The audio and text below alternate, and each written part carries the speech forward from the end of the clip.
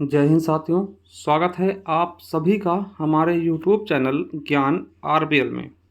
साथियों, पता है उत्तर प्रदेश के आपके पुलिस के पेपर लगे हैं और जिसके लिए हम करंट अफेयर की क्लासेस करवा रहे हैं। देखिए, आज हम देखेंगे Uttar Pradesh special current affair जून माह का। ठीक है, आपको पता है कि मई वाला दोस्तों हमने आपके ज्ञान आरबीएल 2.0 पर करवाया था। क्यों? क्योंकि उस समय हमारा चैनल क्या हो गया था, हैक हो गया था। ठीक है, तो मई वाला आपको 2.0 पर मिल जाएगा। बाकी दोस्तों सभी के सभी इसी चैनल के प्लेलिस्ट पे आपको दिख जाएगा। तो चलिए मैं बता भी देता हूँ।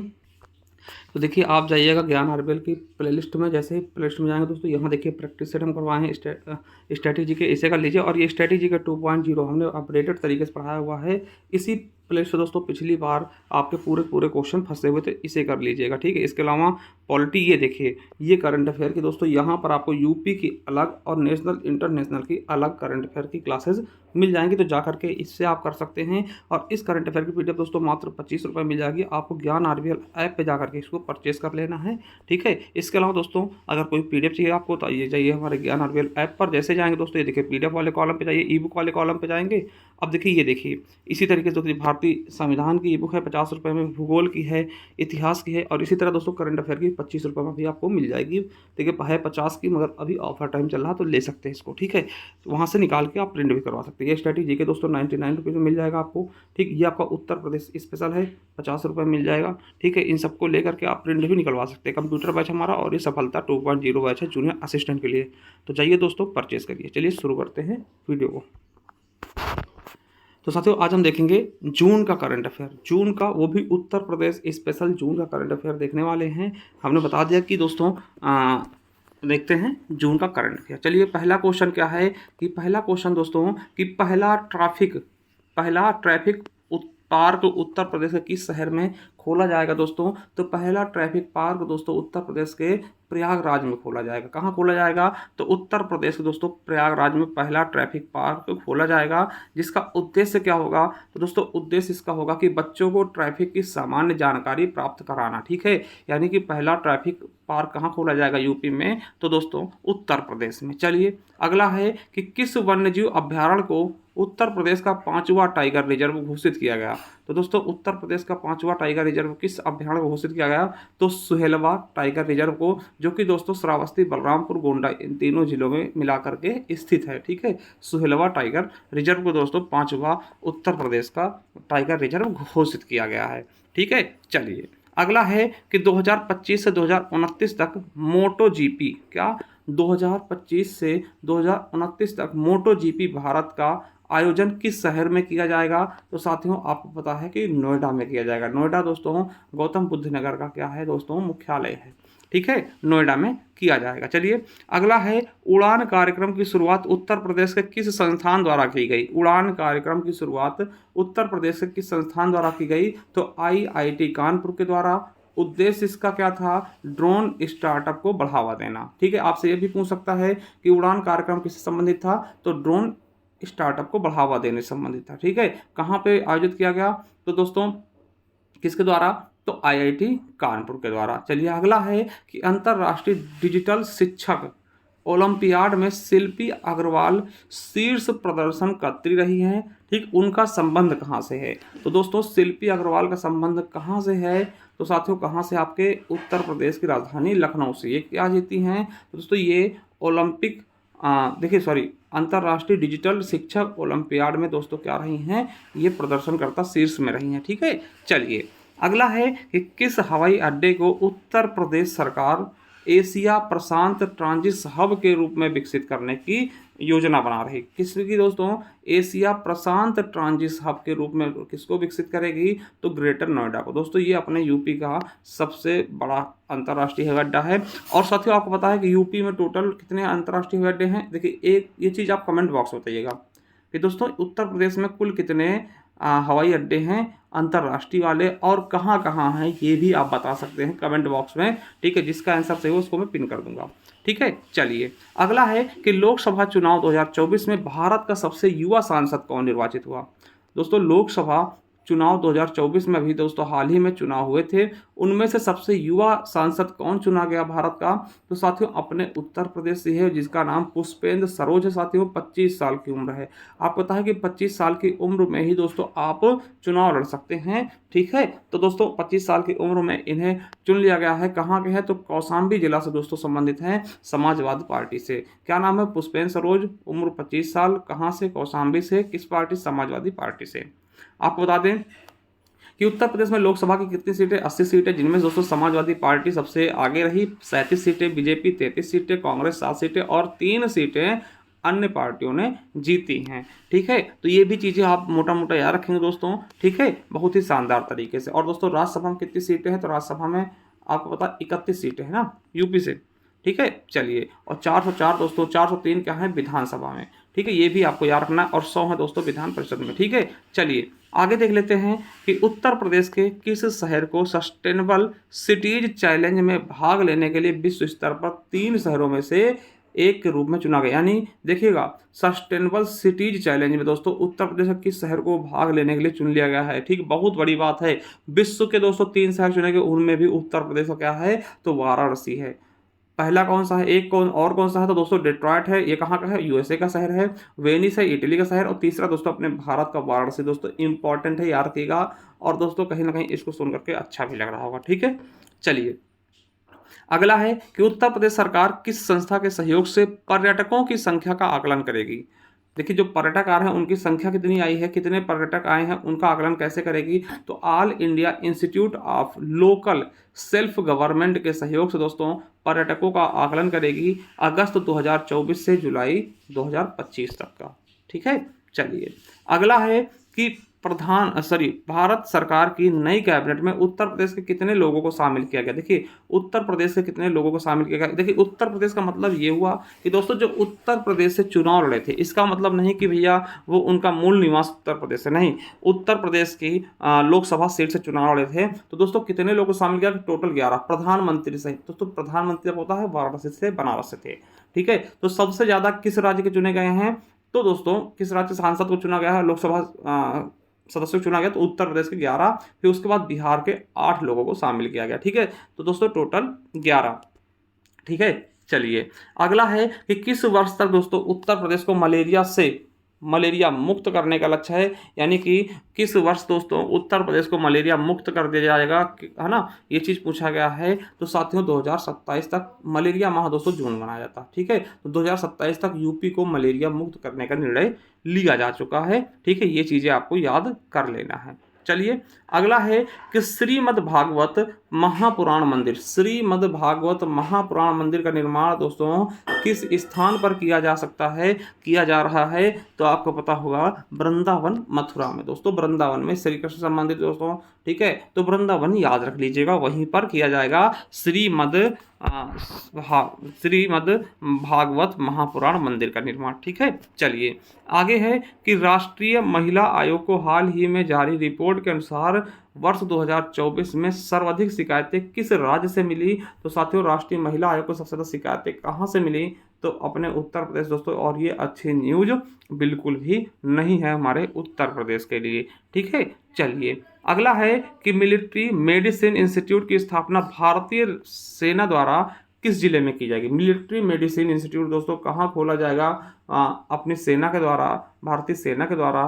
तो दोस्तों लखनऊ में खोला जाएगा। कहाँ पर? लखनऊ में खोला जाएगा। चलिए अगला है किसान सम्मान सम्मेलन। क्या? किसान सम्मान सम्मेलन का आयोजन उत्तर प्रदेश के किस जनपद में किया गया है?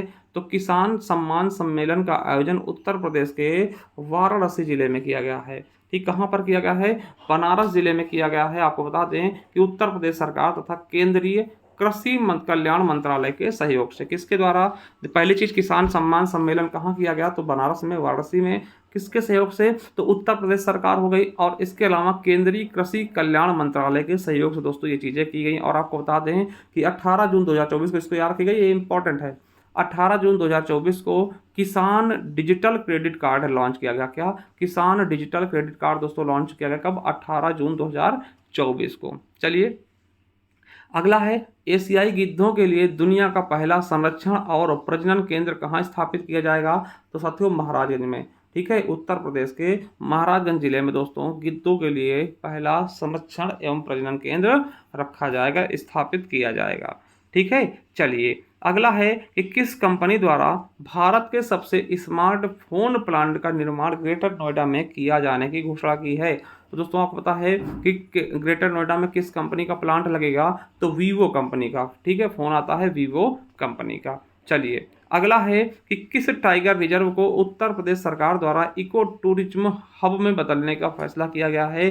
तो इको टूरिज्म हब में बदलने का फैसला किसको लिया गया है, तो रानीपुर टाइगर रिजर्व चित्रकूट में पड़ता है दोस्तों। इसको इको टूरिज्म हब बनाया जाएगा, किसके लिए, टाइगर रिजर्व के लिए, कि लोग घूम सके दोस्तों। ठीक है, इको टूरिज्म है ना। चलिए अगला है कि उत्तर प्रदेश में किस शहर में मंदिरों का संग्रहालय बनाने के प्रस्ताव को मंजूरी प्रदान की गई है। यानी मंदिरों का संग्रहालय बनेगा दोस्तों। ठीक है, कहाँ बनेगा, तो अयोध्या में बनेगा। किसके द्वारा, टाटा सन्स के द्वारा बनाया जाएगा दोस्तों। 750 करोड़ रुपए की वो भी जारी की जाएगी। ठीक है। चलिए अगला है कौन सा खिलाड़ी हाल ही में विश्व का नंबर 1 पैरा शटलर खिलाड़ी बन गया। पैरा मतलब दोस्तों दिव्यांग होता है, तो दिव्यांग शटलर खिलाड़ी बन गए दोस्तों। तो सुहास एलवाई दोस्तों, ये आपको बता दें कि नोएडा के शायद ग्रेटर नोएडा के आसपास के डीएम भी थे। ठीक है, ये उत्तर प्रदेश खेल सचिव हैं। तो ये दोस्तों बन गए हैं पहले नंबर 1 खिलाड़ी। ठीक है। चलिए अगला है अल्टीमेट फाइटिंग चैंपियनशिप जीतने वाली पहली भारतीय फाइटर बनने का गौरव प्राप्त किया किसने किया है, तो अल्टीमेट फाइटिंग चैंपियनशिप जीतने वाली पहली फाइटर बनने का गौरव किसने प्राप्त किया है, तो पूजा तोमर ने दोस्तों। ये मुजफ्फरनगर की हैं पूजा तोमर जी, और इनका उपनाम क्या है दोस्तों, इनको हम साइक्लोन के नाम से भी जानते हैं। क्या बोलते हैं इनको, साइक्लोन के नाम से जानते हैं। ठीक है। चलिए अगला है एक परिवार एक पहचान योजना का शुभारंभ किस राज्य सरकार द्वारा किया गया। एक परिवार एक पहचान योजना का शुभारंभ किस राज्य सरकार द्वारा किया गया, तो उत्तर प्रदेश राज्य सरकार द्वारा किया गया। इसका उद्देश्य क्या था, तो सरकारी योजनाओं का बेहतर लाभ देने के उद्देश्य से। ठीक है।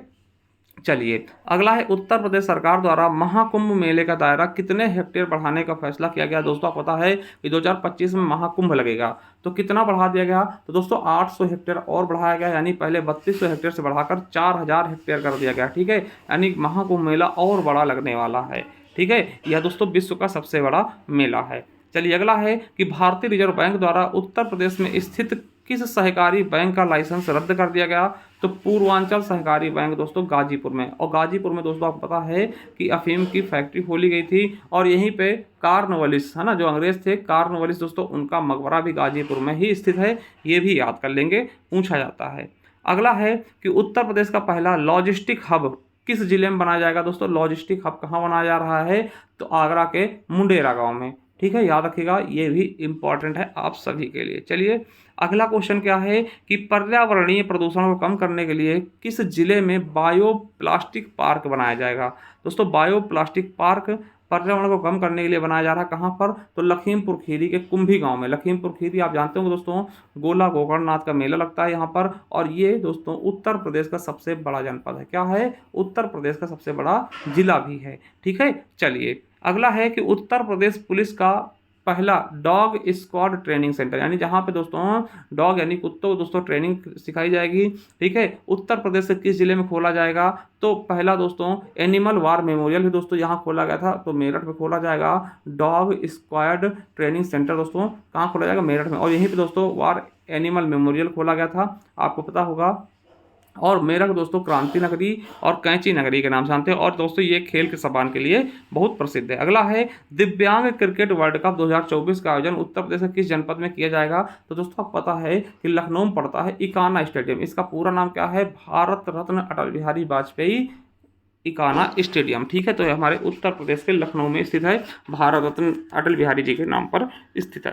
ठीक है। चलिए अगला है कि ग्रिड इंडिया पावर सप्लाई के रिपोर्ट के अनुसार दोस्तों बिजली की खपत में शीर्ष स्थान किसका है, तो दोस्तों शीर्ष स्थान किसका है, तो पहले नंबर पे आपका उत्तर प्रदेश है, फिर उसके बाद दोस्तों महाराष्ट्र, फिर गुजरात। तो पहले पे आपका उत्तर प्रदेश, ये सही होगा।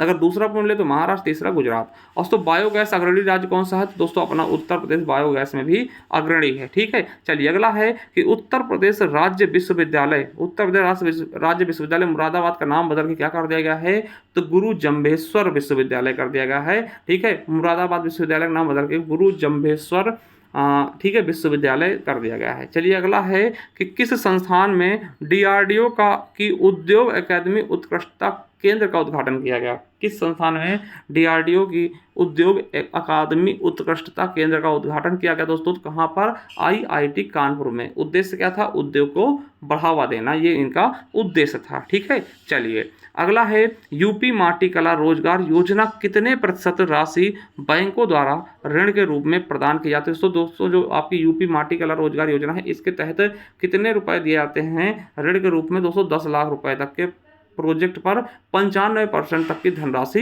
दी जाती है, ये याद रखना है। अगला है कि केंद्र सरकार द्वारा केन बेतवा लिंक, केन बेतवा दोनों लिंक दोनों नदियां हैं, केन बेतवा लिंक परियोजना के लिए कितने रुपए सरकार को मंजूरी के रूप में प्रदान की गई? तो 44,605 करोड़ रुपए। ठीक है, ये कहाँ कहाँ तो सम्मिलित है? तो इसमें उत्तर प्रदेश और मध्य प्रदेश दोनों राज्य क्या हैं? सम्मिलित हैं। ठीक है, चलिए अगला क्वेश्चन और आज का अंतिम क्वेश्चन, किस संस्थान द्वारा भारत के प्रथम बार किस संस्थान द्वारा भारत में प्रथम बार कृत्रिम हृदय का निर्माण किया गया? तो IIT कानपुर द्वारा इसका नाम क्या रखा? हृदयनम टाइटेनियम धातु द्वारा ये निर्मित है दोस्तों। ठीक है, ये दोस्तों हृदय यंत्र दोस्तों इसका नाम है, और टाइटेनियम धातु द्वारा ये निर्मित है दोस्तों। ठीक है, तो ये साथियों आपका करंट अफेयर आपने देख लिया बहुत ही शानदार तरीके से। इसके बाद दोस्तों हम जुलाई का भी बहुत ही जल्द करवा देंगे। ठीक है, और दोस्तों जिनको चाहिए करंट अफेयर दोस्तों हमारे ज्ञान RVL ऐप पे जा करके ये परचेज कर सकते हैं, मात्र 25 रुपये में आपको मिल जाएगा। ठीक है, और ये हमारी यूपी के पुलिस के लिए दोस्तों स्ट्रेटेजी की ई बुक है, जिसको चाहिए दोस्तों 99 रुपीज़ में आपको मिल जाएगी। ठीक है, ज्ञान RVL ऐप पे जा करके इसको भी ले सकते हैं, या फिर दोस्तों इस नंबर पर 99 रुपीज़ पे करके आप हमें व्हाट्सअप करके देखिए, ओनली व्हाट्सअप करके भी ये प्राप्त कर सकते हैं। तो जाइए दोस्तों यहाँ पे करंट अफेयर के देखिए, वैसे इसका रेट 50 रुपये में दोस्तों ऑफर प्राइस चल रहा है, जा करके ले सकते हैं। इसमें आपको उत्तर प्रदेश, अंतर्राष्ट्रीय सभी करंट अफेयर आपको मिल जाएंगे। चलिए थैंक यू, धन्यवाद, मिलते हैं किसी नेक्स्ट वीडियो, तक ले जय हिंद जय भारत।